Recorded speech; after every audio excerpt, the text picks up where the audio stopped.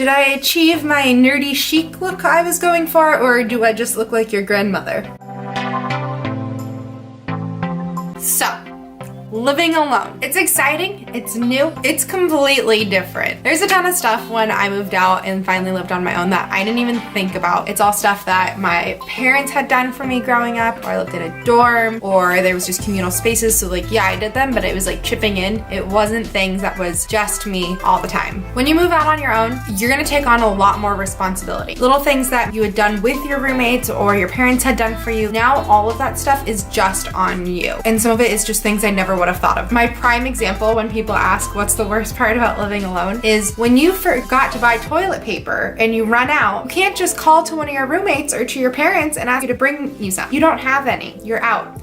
And you're alone. It's not ideal. Living alone, there's a lot of times you wish you had somebody with you, or that lived in your space, or that could check up on something. If you're going out of town, maybe you forgot to turn off the AC, you don't have a roommate that you can tell you've left the AC on for. If you're going out of town, there's no one in your place at all, and that is really scary. I've never been in a situation where if I left for an extended period of time, there wouldn't be somebody there. I've always had my parents and my roommates, so when I go traveling and my apartment's alone, it is scary. It's intimidating. Luckily, I have friends in my apartment complex who check up on things for me, but if you don't have that, you've got a place just sitting there with all of your stuff in it. It's not the most secure feeling. You can't have somebody go make sure the AC is off, or that you turned your straightener off, or that you didn't leave the water running. I don't know when you would leave the water running. Do people actually do that? It all lies on your shoulders. Basically, everything lies on your shoulders. If you don't make your bed in the morning, you're gonna come home to an unmade bed. I hate making the bed. Mom, cannot believe you used to make my bed for me sometimes. That is insane, and I appreciate you, mother. You have to take out the trash. My apartment's really small and I don't have room for a standing trash can, so it lives under my sink, and that little thing fills up really quick, so I have to take my trash out all the time, and honestly, it's a pain in the butt. Things like doing dishes. If you leave a dish in the sink, it's not magically gonna be put into the dishwasher like it may have done when you were at home. All of your dishes you have to put in the dishwasher, you have to unload the dishwasher, like everything happens on your own. And speaking of that, dishwashers are really cool, but if you're just eating for one, like it's hard to fill a dishwasher. I don't use that many utensils and things unless I'm cooking a big meal, usually for me and my boyfriend, then yeah, I'll be able to fill the dishwasher, but otherwise I'll go through all of my cups and my plates and I still won't have the dishwasher full because it's only me, and then I have to run a half-empty dishwasher or pull things out and wash. It just seems silly. The worst one. The worst is the fridge conundrum. And I do this a lot because I love cooking and I love eating in my apartment, but I hate throwing out food, almost to a flaw. I'll have something in my fridge and I'll think that I need to eat it because it's in there and it's a waste if I throw it out. But then I'll buy more food because I'm bored with that,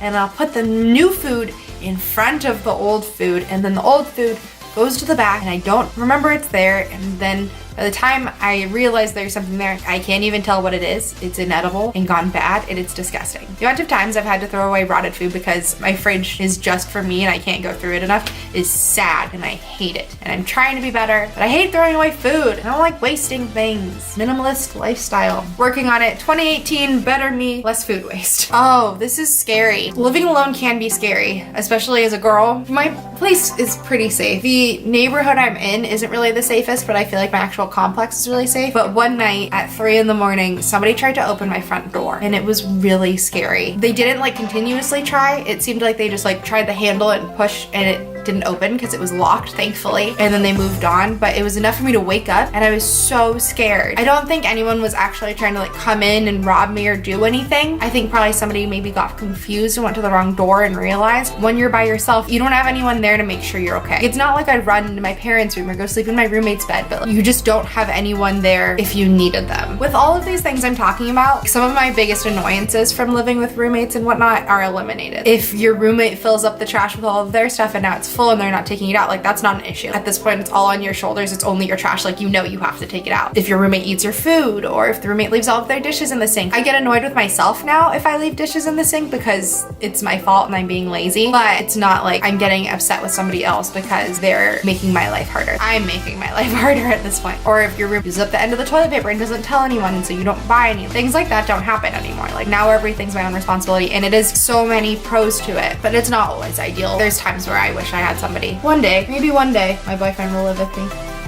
that's basically my thoughts on living alone. I would still highly recommend it. Just know what you're getting into. All right, thanks so much for watching this video. If you haven't already, please hit the big red subscribe button down below. If you liked this video, give it a thumbs up. And if you have any questions about anything I talked about today, please feel free to give me a comment. I love interacting with you guys in the comments. Also, I can't believe I haven't even said this yet. I've hit 400 subscribers, which I know like isn't that very many because people have like millions. The fact that it's like 400 people that actually watch my videos and think I'm giving good content. So appreciative. You guys rock. I'm excited. Love you all. Lulu loves you too, and he says thank you for subscribing to my videos.